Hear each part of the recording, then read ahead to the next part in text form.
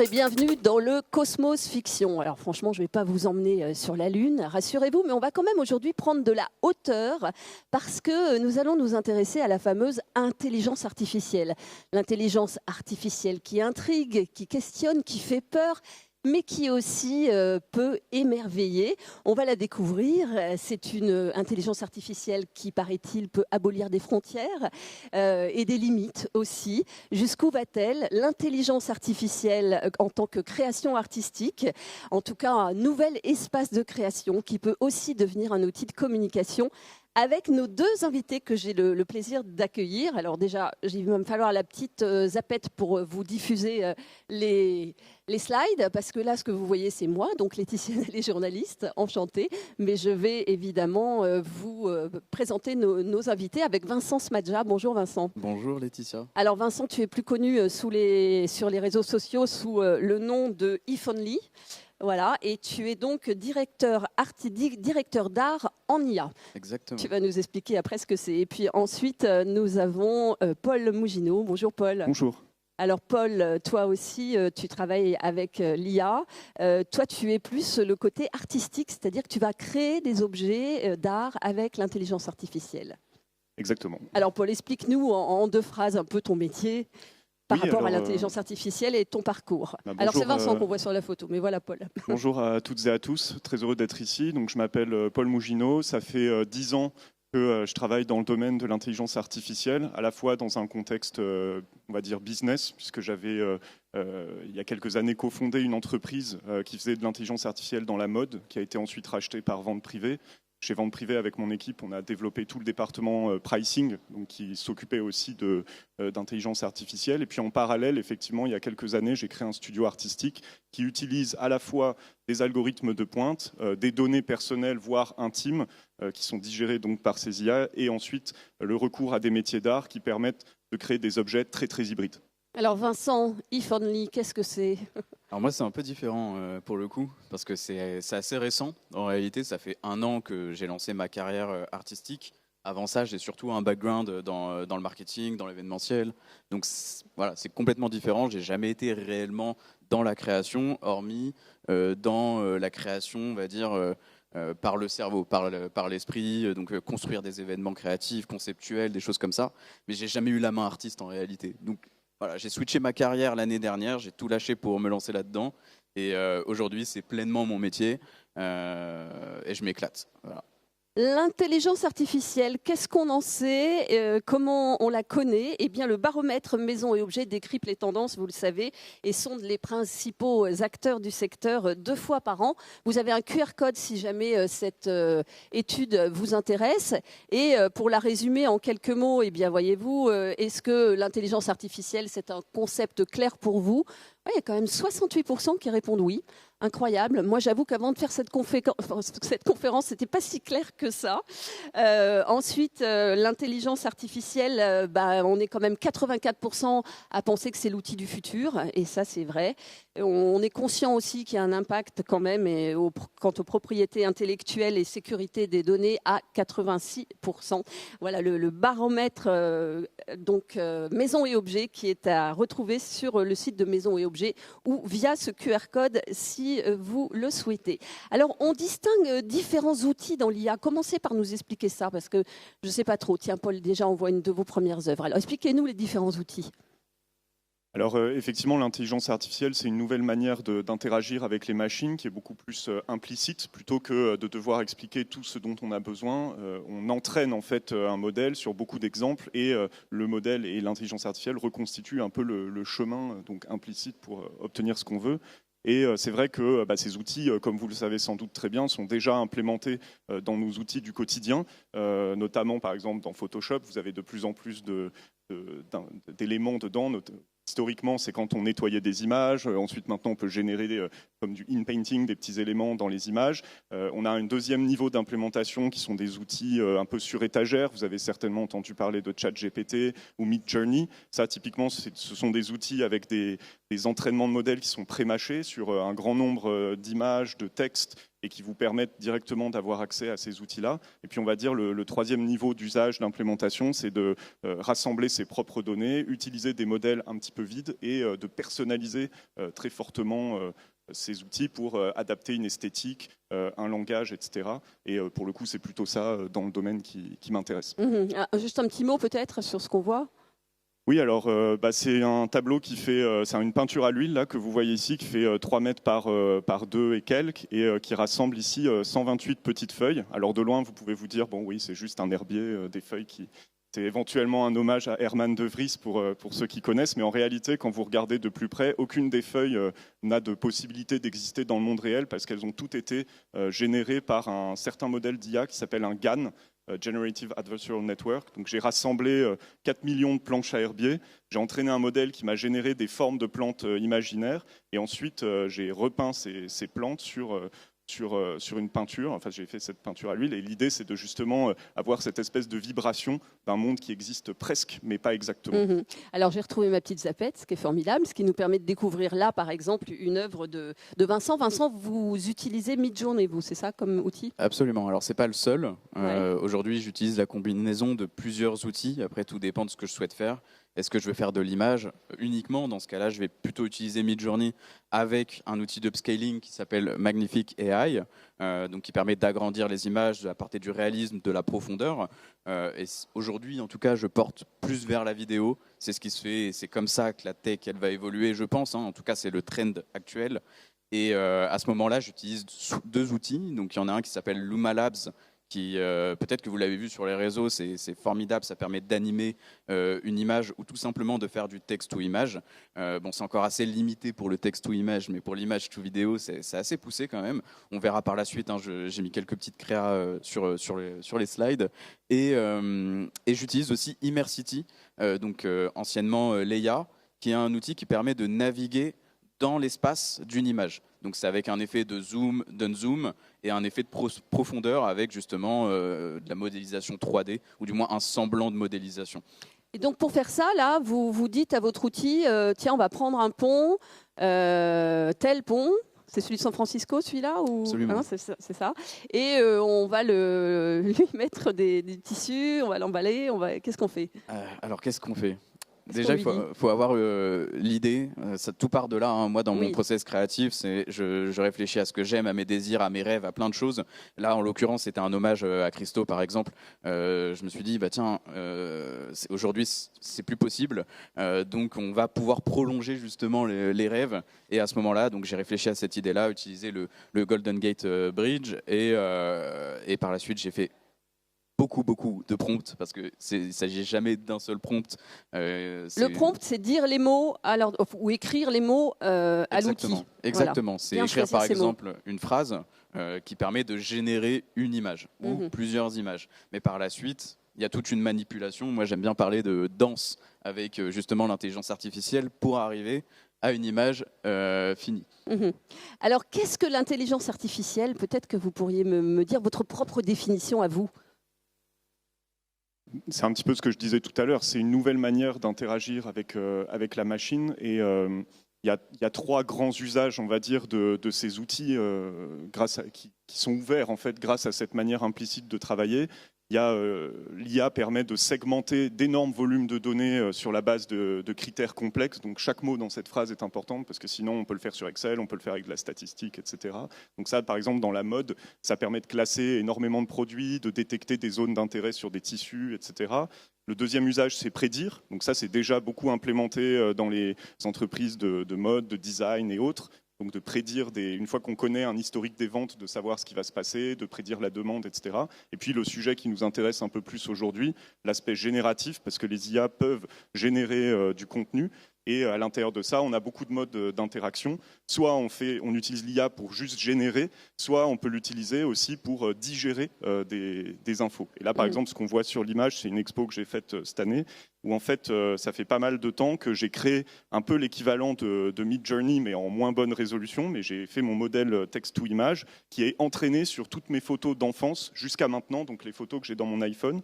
Et j'utilise ça pour représenter les rêves que je fais, parce que je fais des rêves très visuels. Donc le matin, quand je me lève, donc la je base note de données, ouais, c'est vous qui la fournissez, donc c'est votre univers finalement. Oui, c'est mon esthétique et je reconnais les couleurs, les formes, je les labellise, donc c'est un travail très besogneux. Et donc le matin, j'utilise ce modèle pour représenter éventuellement les rêves que j'ai fait la veille. Tant que je suis pas content, je redemande à générer, donc c'est ça qui est beau, mais en effet, c'est les couleurs que je reconnais. Et ce qui est intéressant dans cette histoire, c'est que comme le modèle est entraîné sur mes photos d'enfance jusqu'à maintenant, parfois je suis intéressé artistiquement ou intuitivement par une image, mais je ne sais pas forcément pourquoi. Et en fait, c'est que 2 mois ou quelques jours après que je me rends compte pourquoi le visuel m'intéressait, parce que c'était en filigrane dans les données. Et c'est pour ça que je parle de digestion, c'est qu'au-delà de l'aspect génératif, on a quelque chose qui permet d'avoir une quintessence. Ouais. C'est passionnant. Alors, vous le dites pour vous, votre univers, donc vous mettez vos photos d'enfance, etc. Mais pour les marques, du coup, ça veut dire rentrer toutes ces données pour avoir l'univers de la marque sous la main et faire interagir l'IA. C'est ça qui m'intéresse dans l'art. C'est que pour moi,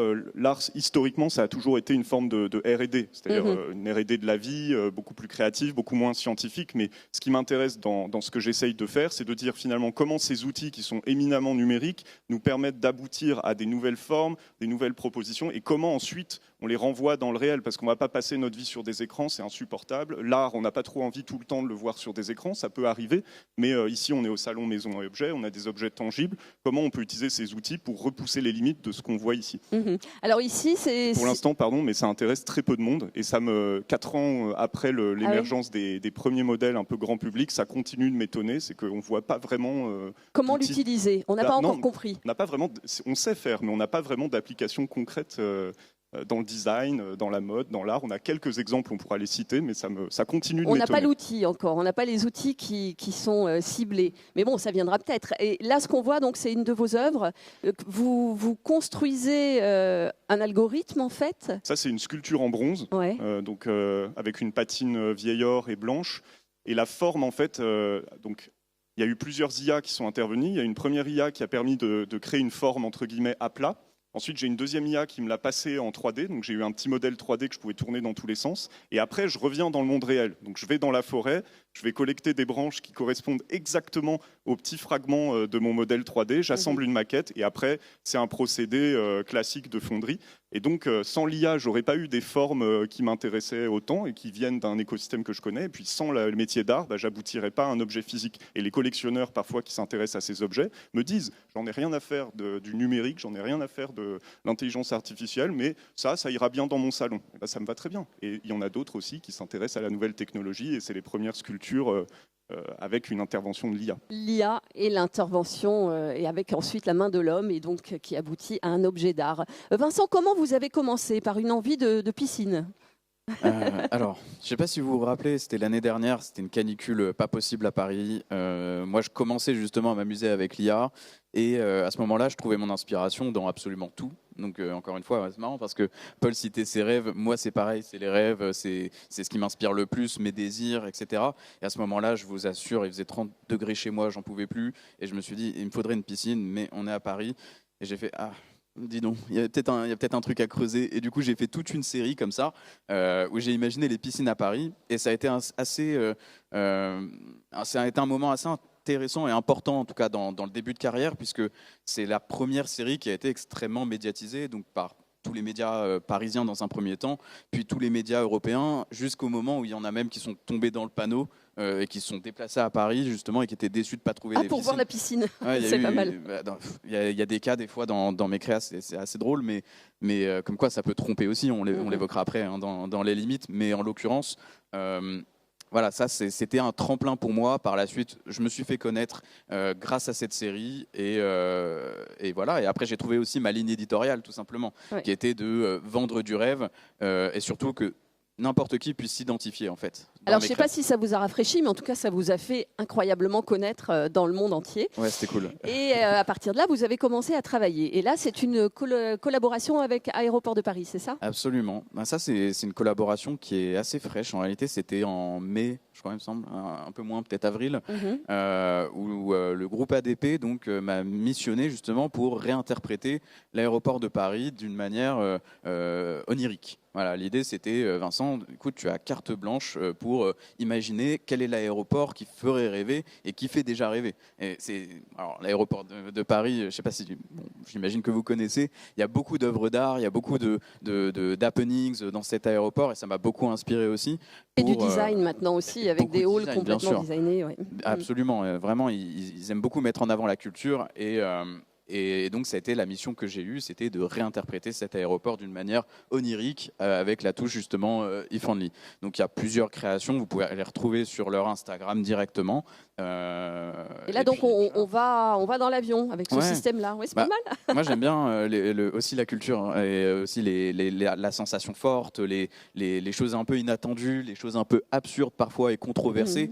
Et j'ai imaginé justement un parc d'attractions comme ça dans l'aéroport pour aller rejoindre l'avion. C'est ludique. Ouais, c'est complètement ludique et je suis persuadé que ça fait rêver tout le monde. Enfin, en tout cas, une bonne partie des gens. Moi, j'adorerais faire ça. Et je me suis dit, bah tiens, on va le faire en 4K et c'est fait quoi. Alors après, autre extrait de votre travail, je sais plus, c'est un travail de réflexion. Ça. Ouais. En effet, comme je vous l'ai évoqué précédemment, moi je suis beaucoup inspiré par les marques. Je viens du marketing à la base et beaucoup par les marques de luxe. J'adore leur univers, j'adore le positionnement qu'ils ont et les possibilités qu'on peut faire avec eux. Et en l'occurrence, j'ai imaginé une série qui se décline avec plusieurs marques qui s'appelle Experience, qui met en œuvre une marque. Alors là, on parle de Louis Vuitton par exemple, mais une marque dans un cadre complètement différent de ce qu'ils font habituellement. Donc, par exemple, là, c'était Louis Vuitton Winter Experience où j'ai imaginé tout un spa. En haut d'une montagne, donc avec plusieurs expériences, un jacuzzi, il y a une grande piscine, il y a un téléphérique, enfin il y a plein de choses. Je vous invite à aller voir. Mais je l'ai fait aussi avec d'autres marques. Donc je sais pas, voilà, je l'ai fait avec McDonald's où j'ai imaginé un parc d'attractions là cette fois avec McDo. Donc là on a une tour qui tourne. Moi ça me faisait vraiment marrer d'imaginer ça et de pouvoir le mettre en visuel. Et il faut croire que ça a réussi à convaincre une certaine audience. Et ça, enfin même les marques elles-mêmes sont venues me contacter en me disant bah tiens ça peut être intéressant de le faire en vrai et ça c'est un petit voilà et ça c'est encore autre chose donc c'est assez récent. Récemment je suis parti au Japon, je suis tombé amoureux de Kyoto et je suis revenu avec plein de rêves, plein d'imagination, plein d'inspiration et là pour le coup on parle de reproduire justement des pop-up stores à la sauce justement Kyoto, donc avec les architectures de là-bas, mes inspirations de là-bas. Et c'est quelque chose que je fais beaucoup, donc les pop-up stores dans différents cadres. Je vous invite encore une fois à aller voir parce qu'il y en a beaucoup, il n'y aura pas tout ici. Mais voilà, j'essaie de les mettre en vidéo aujourd'hui, c'est ce qui fonctionne, ça permet aussi une meilleure accroche de mon audience. Mais je vous invite sincèrement à aller voir mon Instagram où on retrouve justement plusieurs déclinaisons dans plusieurs pays, plusieurs cadres. Alors on va passer à autre chose, qui est un meuble que vous avez développé avec deux archis et donc Gilles et Boissier, hein, c'est ça. Et c'est pas un meuble en fait, c'est un luminaire, c'est un meuble, c'est quoi ? C'est une sculpture. On va dire que c'est une sculpture. Une sculpture.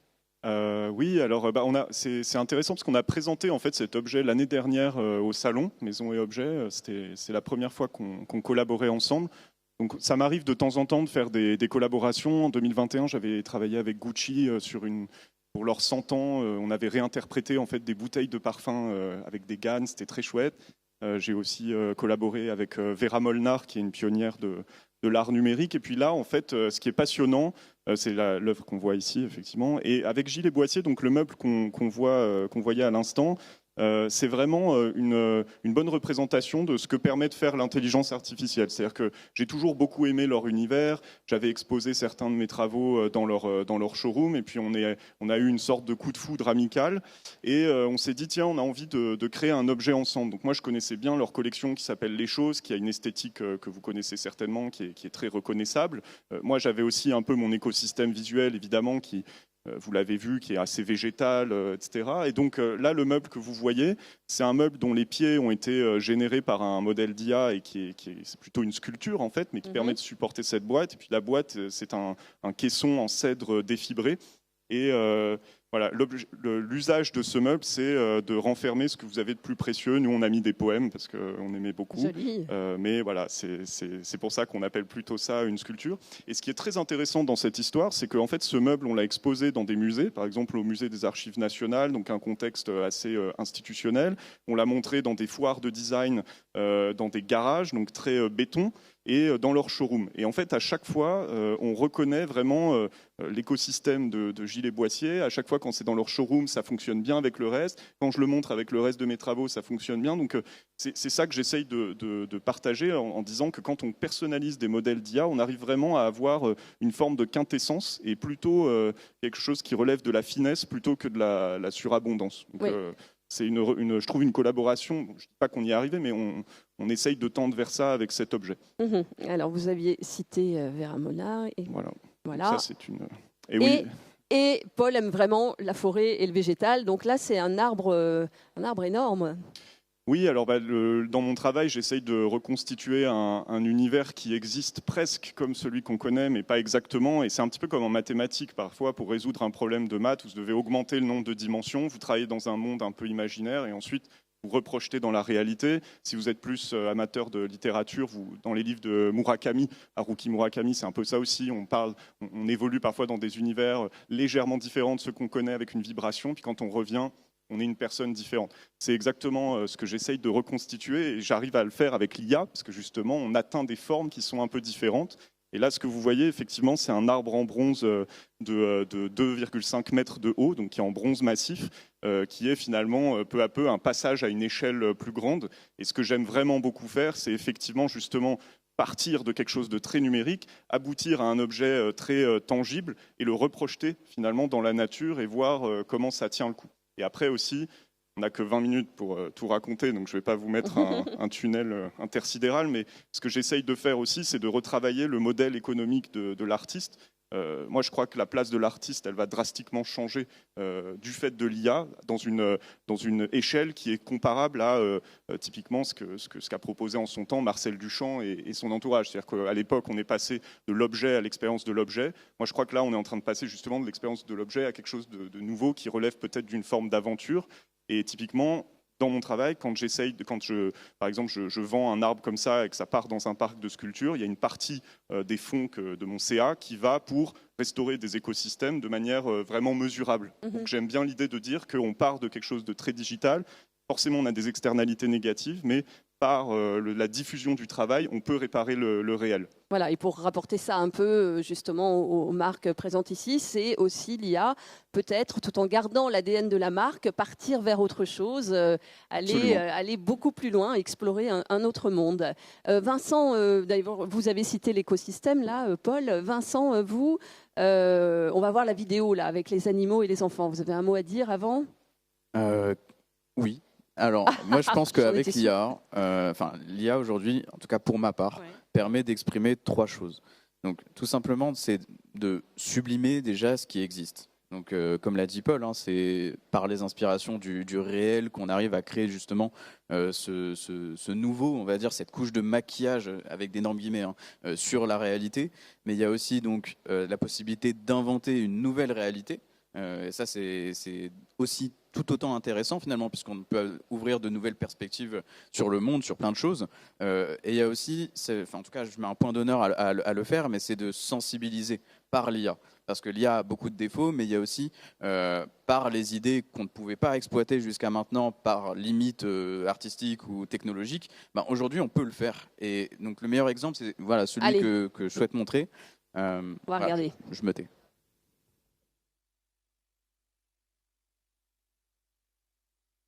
Il n'y a pas le son là, non?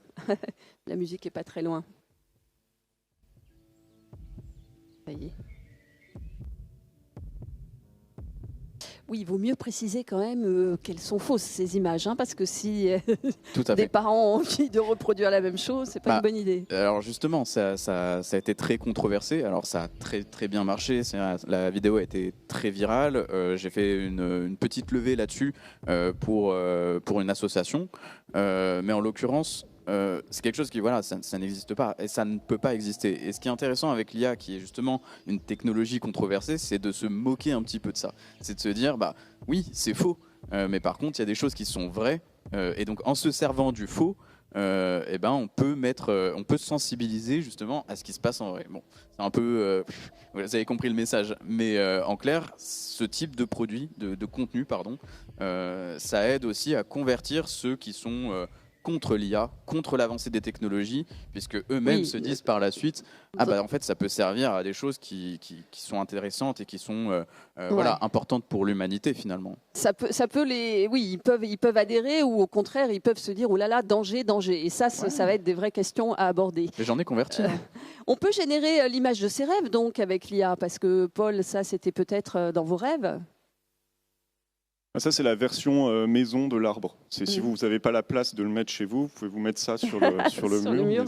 Mais c'est pas une image, c'est une sculpture. Et là, c'était pas forcément dérivé d'un rêve. En fait, j'ai tout un pan du travail qui est de générer un peu, travailler sur des formes de plantes impossibles. Et puis, il y a toute la partie sur les rêves qui est comme si on avait finalement cet arrière-plan dans quoi on trouve ces plantes. Si je caricature un peu, c'est ça. Donc voilà. Et ensuite, les rêves, ça n'a pas trop de rapport avec l'IA, c'est plus de la gymnastique. Plus on note ses rêves, plus on s'en rappelle, plus on en fait. Et puis ça permet de raconter des histoires. Ce qui est intéressant quand même, c'est que comme je fabrique les modèles moi-même, je n'ai pas les moyens des GAFAM. Et donc, je n'ai pas forcément des résolutions d'images très élevées. Je ne suis pas en 4K, par exemple. Mais au début, je pensais que c'était un peu un obstacle. Mais finalement, alors c'est peut-être des histoires que je me raconte dans ma tête, mais comme... ça vient les rêves, c'est quand même quelque chose de très personnel. Comme j'ai pas une résolution trop élevée, je vois quand les gens observent les images, comme parfois c'est des soupes de pixels, doivent interpoler, doivent interpréter, combler les manques avec leurs propres souvenirs. Et c'est un peu là que la passation se fait. Et c'est pour ça que pour l'instant, j'essaye pas trop d'aller dans les hautes résolutions, parce que j'aime bien cet effet qui se passe. Et ça, c'est un peu un message, c'est que parfois, en fait, ça suffit d'avoir un modèle qui marche bien, qui correspond à l'écosystème, et donc pour le pousser dans ses retranchements. Alors, on a aussi les maisons qui font rêver, les dream house. Qu'est-ce que c'est, Vincent ? Alors ça encore, c'est assez frais. Depuis quelques mois maintenant, donc comme je vous ai dit, je fais beaucoup de vidéos et j'essaye de réinterpréter et d'imaginer un nouveau chez soi. Comme je vous ai dit, le rêve, c'est mon truc, mes désirs aussi, et j'aime la bouffe. Donc en fait, il m'en fallait pas plus pour imaginer des maisons, des maisons justement à base de nourriture, avec des murs en nourriture, des choses comme ça. Et c'est quelque chose qui marche extrêmement bien. Là, par exemple, sur la maison Sushi, je suis pas loin de 200 millions de vues. Donc c'est vraiment des contenus qui font le tour du monde et qui parlent à tout le monde. Et c'est ça, c'est ce pourquoi je respire l'IA aujourd'hui, c'est faire rêver. Et ça, tout c'est le monde, important quand il dit ça, 200 millions de vues. C'est vrai que pour une marque qui cherche toujours la visibilité, finalement, l'intelligence artificielle est aussi un vrai moyen aujourd'hui de communiquer. Absolument. Aujourd'hui, je suis énormément démarché justement pour construire des maisons, alors construire entre guillemets, donc pour des marques justement de fast-food, de autres. Bon, on va parler d'une question quand même qu'on se pose tous. C'est quelles sont les limites de l'IA ? Parce qu'avec cette photo-là, vous vous êtes fait connaître. Elle a fait le buzz, mais vous êtes peut-être fait taper sur les doigts aussi, ou en tout cas, il y a eu une polémique. Ah ouais, je sais pas si vous la connaissez, par main levée là. Qui l'a vu cette photo sur les réseaux ? Ouais, on n'a pas tant que ça. Ok. Non. Alors que il y a une bonne raison. Elle a eu combien de vues ? Aujourd'hui, elle a disparu en réalité. Ouais. Alors combien de vues, j'en sais rien. Tout ce que je sais, c'est que c'est une vidéo qui est devenue extrêmement virale que j'ai générée donc en janvier. En janvier, il se passait un petit truc quand même ici. C'était la crise autour justement des agriculteurs. Et donc j'ai généré cette image par inspiration. J'imaginais Paris, donc la campagne à Paris. Et il y a eu de la récupération politique par rapport à cette image, donc dans différents pays d'Europe et aux États-Unis. Le monde entier s'est emparé de cette image en disant c'est vrai ou c'est faux, mais il y en a beaucoup qui pensaient que c'était vrai. Il y en a qui ont appelé à la révolution en disant regardez ce qui se passe à Paris, il faut qu'on fasse pareil chez nous. Donc je me suis senti complètement dépossédé, on va dire, de cette image, puisque à aucun moment c'était crédité que c'était de l'IA. Alors moi je crédite toujours, mais ceux qui s'en emparent, ce n'est pas le cas. Et donc ça m'a causé pas mal de tort quand même. Pendant une semaine, je sortais plus de chez moi. J'avais la presse qui allait vraiment me chercher, toute l'AFP, etc. Cette photo là avec la scène. Bon, là-dessus c'était un peu plus fun parce qu'il n'y a pas eu de récupération politique. Ça aurait pu, mais en l'occurrence j'ai imaginé c'était juste avant les JO où on parlait de la scène propre. Moi je l'ai imaginé propre pour de vrai, même très très propre, donc vraiment sous forme de piscine, et là-dessus encore une fois ça a fait le tour du monde, forcément c'était très actuel, mais ça m'a pas trop causé de tort. Elle a été censurée comme la précédente par Instagram pour divulgation de faux, et comme quoi j'étais un peu trop ambigu. Je trouve pas. Mais bon, après, c'est pas le but de ce débat. Mais du coup, peut-être que vous connaissez cette image. Et là aussi, en fait, Et on ça a le fait droit partie des d'utiliser limites. la Tour Eiffel comme ça?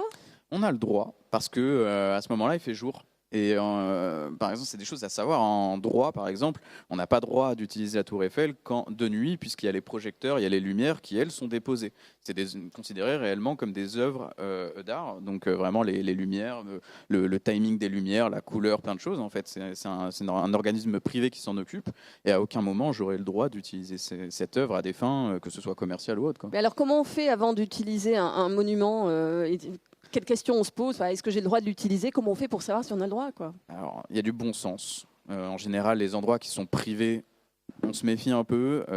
Puis quand c'est des monuments, vraiment, moi, je ne sais pas, par exemple, si je parle de Big Ben, par exemple, ben, je ne sais pas. Je suis pas anglais et je ne suis pas assez renseigné là-dessus. Mais quand c'est pour moi, c'est-à-dire c'est des créas qui n'ont aucun impact sur mon business ou quoi, je me permets de le faire. Et si on me toque, bah, je l'enlève, il n'y a pas de souci. Pour mes clients, je fais toujours très, très, très attention. Quand j'ai un doute, je leur dis, j'en parle à mon avocat, je les renvoie aussi vers leur cabinet juridique pour être sûr qu'on a droit d'exploiter cet endroit, ce lieu ou ce monument.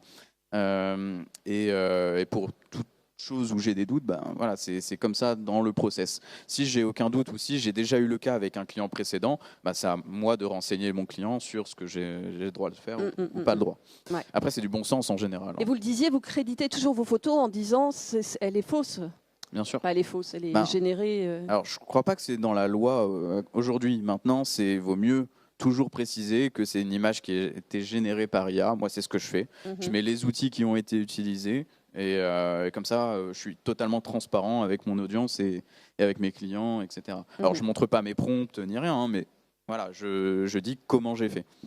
Alors, autre photo, hop, là c'est... Ça, à l'instar de ce qu'on a montré avant, c'est une commission client. Donc, c'était pour la ville de Sydney qui m'a contacté. C'était l'année dernière, en décembre. Ils voulaient mettre en lumière l'Harbour Bridge donc, de Sydney d'une manière justement féerique, un peu Christmas vibe, quoi. Et c'était assez carte blanche là-dessus. Ils m'ont dit, Vincent, on aime bien ton style.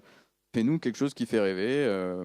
Ok, donc moi c'est ce que j'ai fait. J'imaginais des drapés toujours. Bon, j'aime beaucoup les drapés, j'ai des inspirations et ça leur a beaucoup plu. Donc c'était sur différents plans. C'était un sacré challenge. Et puis voilà, ça a fait la presse à Sydney. Ça a super bien marché. Du coup, une petite question par rapport à l'écologie. D'abord, est-ce que c'est écolo, l'IA? Ça, vous allez me répondre, parce que évidemment que partout, il y a des serveurs et que ça chauffe. Mais dans un cas comme ça, oui, peut-être que ça a un intérêt? Alors, il y a des serveurs et ça chauffe, ça c'est sûr, je ne vais pas mentir. Par contre, voilà, moi ce que j'aime dire, c'est qu'il faut voir le verre aussi à moitié plein, parfois. Et j'ai l'exemple justement avec mon background et aujourd'hui ce que je fais, je peux faire le comparatif. Avant, j'étais beaucoup dans l'événementiel. L'événementiel, vous savez, un événement, ça consomme, il y a du transport, il y a des matériaux fossiles parfois. C'est toujours un peu touchy, justement, cette question. Et aujourd'hui, l'IA vient remplacer certains événements. Par exemple, là, avec la ville de Sydney, plutôt qu'ils le fassent eux-mêmes, avec des matériaux polluants, avec justement toute une installation, ce genre d'événement, ça consommerait grave, quoi. Le street marketing, c'est très compliqué. Aujourd'hui, j'ai des marques qui vont prioriser justement de le faire numériquement par l'IA plutôt que le faire en vrai. Et là-dessus, finalement, l'IA aide à renforcer justement ce côté écolo. Alors, c'est vraiment... faites pas de raccourcis, hein, ça consomme, mais faut quand même le notifier. C'est-à-dire que c'est une catastrophe, mais c'est aussi une solution. Paul, un mot à dire sur l'écologie et l'IA, ou pas forcément? Oui, moi je pense qu'en moyenne, l'IA n'est pas du tout écolo. On est capable de mesurer les externalités négatives que ça produit, parce que c'est principalement du serveur. Donc, bien sûr, on essaye de travailler le mix énergétique qui permet d'alimenter ces serveurs. Mais globalement, je parle vraiment là pour l'IA génératif, parce que c'est déjà, pour l'IA plus, entre guillemets, traditionnelle, l'optimisation, etc. Là, oui, on peut dire qu'on a des gains de productivité qui permettent de justifier les investissements. Pour l'instant, dans l'IA générative, on est encore beaucoup dans la courbe le pic des attentes, quoi. Et là, on va commencer comme dans les cycles d'adoption des technologies, on va commencer à dévaler la pente de la désillusion et à la fin, on arrivera au plateau de la maturité. C'est comme ça qu'on adopte toutes les technologies. Là, ce qu'on voit quand même, c'est que les entreprises, notamment pour en conseiller beaucoup dans le domaine de la mode, du luxe, du design. En fait, pour beaucoup, ils ont ils ont un peu frisé l'usage de ChatGPT où ils font des choses internes, etc. Et il n'y a pas encore des gains de productivité forts, mesurables, qui justifient la dépense énergétique. Et l'autre aspect, c'est qu'en fait, des outils comme ChatGPT, Midjourney, etc., sont entraînés sur des milliards et des milliards d'images. Ça prend des ressources monstrueuses avec des versions qui se succèdent. Et bien sûr, la résolution augmente, les capacités augmentent, mais la consommation énergétique pour créer ces modèles est plutôt dans une courbe d'ordre exponentiel. Donc on va devoir très vite se poser la question de modèles qu'on appelle frugaux, de se dire est-ce que j'ai vraiment besoin de ça si j'ai besoin de faire ça. Typiquement, si je suis une entreprise qui fait des chaises, est-ce que j'ai vraiment besoin d'avoir un modèle qui est capable de générer n'importe quel type d'objet, ou est-ce que je ne peux pas juste me créer un truc sur mesure qui est spécialisé sur les chaises, etc. etc. Encore une fois, pour l'instant, tout le monde s'en fout, mais je pense que dans non, un tout le monde futur s'en assez fout pas. proche... Regardez, il y a du monde dans cette conférence. Bien sûr, non, mais ce que je veux dire, c'est que dans l'adoption des entreprises, on est très peu pour l'instant dans la personnalisation, dans la réflexion de passer du virtuel au réel, mais je pense que ça va être des questions qui vont commencer à se poser. On voit des signaux faibles quand même dans ce domaine, et parce que de toute façon, on a des ressources en calcul qui sont limitées, donc on va pas pouvoir, il va falloir optimiser. Vincent ? Je voulais juste évoquer quelque chose, c'est que moi, mes clients, aujourd'hui, je travaille avec une trentaine de clients, et pour la plupart, vraiment beaucoup, ils s'en foutent pas du tout, mais pas du tout. Et justement, ils me font souvent signer une charte autour de justement le prompting responsable. Et ce que j'entends par là, c'est qu'aujourd'hui, contrairement au tout début, donc il y a 2 ans où vraiment ça a pété, littéralement, c'est qu'aujourd'hui on est arrivé à une maturité où on peut prompter de manière totalement responsable. Ce que j'entends par ça, c'est prompter, faire moins de prompts, donc moins de génération, donc moins de consommation, et plus rapidement. Donc forcément, comme l'a dit Paul, de toute façon, il y a toujours, lors d'une sortie de nouvelle technologie, un grand abattement sur ce point. Mais par contre, ils font attention. Les clients, franchement, mes prospects, mes clients font attention. Après, est-ce qu'on parle juste d'un papier qui est signé et puis voilà, c'est bullshit? Je suis pas sûr, vraiment pas, parce que la question revient très souvent. Alors, il y a pas mal de monde là dans cette conférence. Est-ce que vous avez des questions? Parce que c'est le moment ou jamais. Vous avez 2 experts sur l'intelligence artificielle. Donc, si une question vous trotte dans la tête, levez la main, on vous apporte un micro. Est-ce que quelqu'un se manifeste? Pas pour l'instant, mais si, voilà. Mais sinon, n'hésitez pas. Il y a plein de questions quand même qu'on n'a pas encore abordées. Notamment comment, par exemple, on reconnaît une image, si elle est générée ou pas par l'IA. Mais ça, on répondra plus tard. Bonjour monsieur, allez-y. Bonjour, alors moi je suis jeune designer, et j'utilise l'IA principalement pour mes sketchs, pour créer vraiment des rendus assez réalistes, etc. Et c'est vrai que j'ai beaucoup de mal à pousser l'IA, et je voulais savoir si vous avez de votre côté un process ou en fait comment vous faites pour vous dire voilà, j'utilise cette IA pour ça, cette IA pour ça, à la fin je fais des retouches, peut-être que je réutilise une IA. Enfin, comment vous faites vous dans votre démarche artistique en fait, voilà. Alors souvent, en fait, je pars entre guillemets de l'objet final que je voudrais créer. Donc si je prends l'exemple de l'arbre, ou en tout cas des sculptures en bronze, je m'intéresse à finalement comment je dois m'interfacer avec le fondeur pour qu'il puisse travailler. Donc je travaille avec un fondeur en Auvergne qui est quand même pour le coup assez innovant, donc il maîtrise même lui l'impression 3D, etc. Mais il me dit en fait, moi, il me faut une maquette qui soit à peu près solide et que je puisse mouler. Et donc ensuite, en fonction de ça, si j'ai besoin de faire une maquette, à partir de là, est-ce que je dois l'imprimer en 3D ou est-ce que je dois l'assembler à partir de morceaux de bois? Et en fait, je fais en quelque sorte du rétro-engineering, et c'est ça qui me permet dans la partie numérique de sélectionner les modèles dont j'ai besoin. Donc par exemple, pour faire les sculptures, j'utilise un modèle qui s'appelle un GAN, qui me permet de générer des images à partir d'un grand corpus. Donc ça me permet d'avoir une sorte de quintessence des formes et d'avoir plein de formes différentes mais surprenantes à la volée. Et ensuite, comme ça, c'est des images 2D, j'ai besoin de les passer en 3D. Et là, j'utilise un autre algorithme qui est un algorithme de lifting et qui permet de passer, si vous connaissez, d'une image à un STL ou un truc qu'on peut tourner dans tous les sens. Voilà, ça c'est mon process. Mais en fait, ce qui est intéressant dans l'IA, c'est que si vous intéressez aux modèles qui existent et qui sont listés sur plein de plateformes, pouvez comprendre en fait ce qu'il y a en entrée et en sortie et les combiner entre eux, ou alors vous faire aider pour les combiner. Par exemple, il y a 3 jours, il y a un modèle très intéressant qui est sorti sur Hugging Face, qui est un peu la plateforme qui regroupe tous les modèles, où en fait vous prenez une photo par exemple de vous, prenez un vêtement shooté à plat et ça vous le met sur votre corps en fonction de votre morphologie. Il y avait beaucoup de gens qui essayaient mais c'était pas convaincant, et là c'est une qualité e-commerce. Voilà. Et donc quand on sait ça, en fait on se dit tiens, comment je peux automatiser éventuellement le fait d'avoir des vêtements à plat, etc. Donc c'est vraiment un assemblage, et souvent c'est comme ça qu'on crée une techno, hein, c'est par module. Donc je ne sais pas si ça répond à la question, mais dans l'architecture, il y a déjà beaucoup de micro-outils comme ça qui permettent de passer d'un format à l'autre. Oui, ça a très bien répondu à ma question. Autre question? Merci. Oui, juste devant. Bonjour. Bonjour. Alors, en fait, il y a la question de l'écologie à travers l'utilisation de l'IA. Me concernant, je suis designer aussi. Ça m'arrive d'utiliser l'IA dans mon process de travail. En fait, je me posais la question, comment vous parvenez à anticiper, justement à travers la signature d'une charte écologique, etc., dans le sens où, comme vous l'avez dit, utiliser l'IA, c'est aussi faire une danse avec les algorithmes, etc., avec les prompts. Donc, du coup, il y a toujours une petite part d'incertitude. Au bout de combien de prompts on va réussir à avoir notre résultat? Comment vous pouvez vous engager à respecter, en tout cas, une limite, en tout cas, de prompt ou... Il y a plusieurs manières de prompter.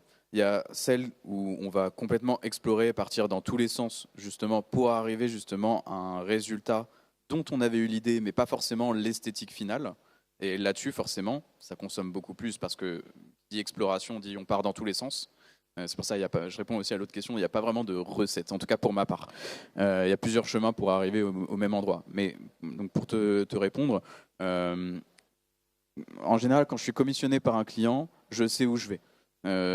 Mon client sait où il va aussi. Donc j'ai cet objectif et j'ai cette esthétique vers laquelle je vais. Donc j'ai pas besoin d'aller dans tous les sens, explorer et faire 4000 prompts pour arriver justement à ce que je veux. C'est-à-dire j'arrive à anticiper par le brief de mon client comment je vais faire et combien de temps ça va me prendre. Parce que évidemment, on me demande aussi de le budgétiser. Donc en termes de budget, en termes de temps, en termes de tout ça, je dois l'anticiper. Et c'est à force de faire et à force d'avoir justement pratiqué vraiment l'IA, donc ça fait depuis 1 an et demi où vraiment c'est H24 jour et nuit, que j'arrive à l'anticiper, j'arrive à prévoir justement les résultats que ça va me générer. Alors là où je te rejoins, c'est qu'il y a toujours une part d'aléatoire. Toujours, on ne va pas se leurrer. Mais mon objectif, en tout cas quand je signe cette charte, c'est de me rapprocher au mieux justement de l'esthétique vers laquelle je me dirige. Et pour ça, j'ai quelques raccourcis.